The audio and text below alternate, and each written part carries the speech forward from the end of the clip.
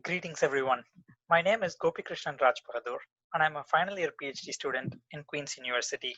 I work under the supervision of Professor Ahmad Hassan. Today, I'm going to present our TSE paper, Impact of Discretization Noise of the Dependent Variable on Machine Learning Classifiers in Software Engineering.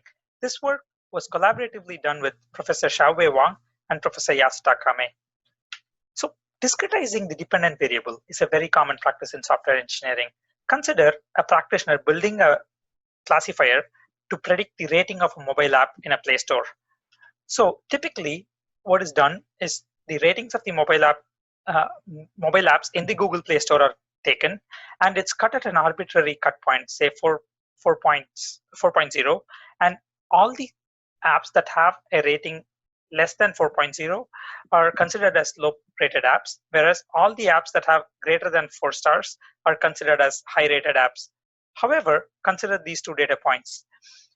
For these two apps, in real world, this rating is not so different. However, in our training data, the app with 4.1 stars would be considered as a high rated app, whereas the app with 3.9 stars would be considered as a low rated app. So we think that there is some data points around the chosen cut point to an extent where the class labels of those data points are confusing. We call this area as the noisy area, and we call the noise generated by the noisy data points as discretization noise.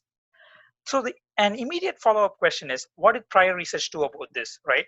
So prior research either discards the noisy data points or they include them in the analysis, both of which have limitations. For instance, in one case, we are throwing away data, which incurs data loss, whereas in another case, we are including noisy data.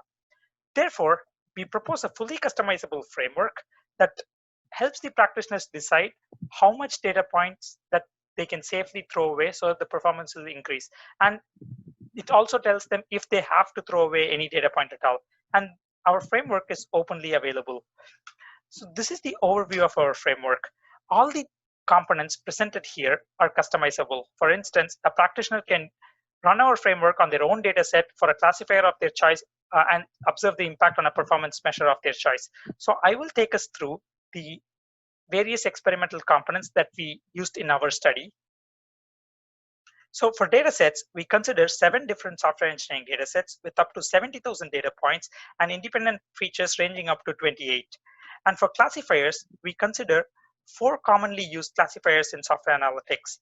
And for performance measures, we consider both threshold-dependent performance measures and threshold-independent performance measures. And for cut point, because we lack deep domain expertise, we use 3 data different cut points and observe the impact of discretization noise generated by these different cut points. And finally, to estimate how much of a noisy area exists due to different cut points, we use an automated limit estimation algorithm, which gives us an idea of how much the size of the noisy area in each case. We describe our automated limit estimation algorithm in detail in our paper. And finally, now I'll take us through how our framework works. First, we take the chosen cut point and we generate the class labels for the data points. And we build a classifier on all the data points. And we call this the classifier all. And then we start discarding data from the noisy area in increments of step size. The step size governs the granularity of the analysis.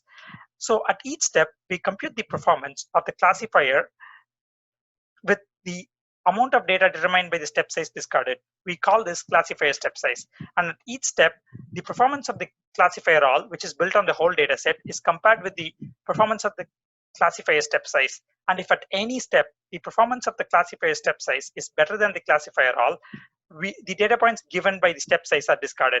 If not, and the classifier all's performance is never outperformed or beaten, then no data points are discarded.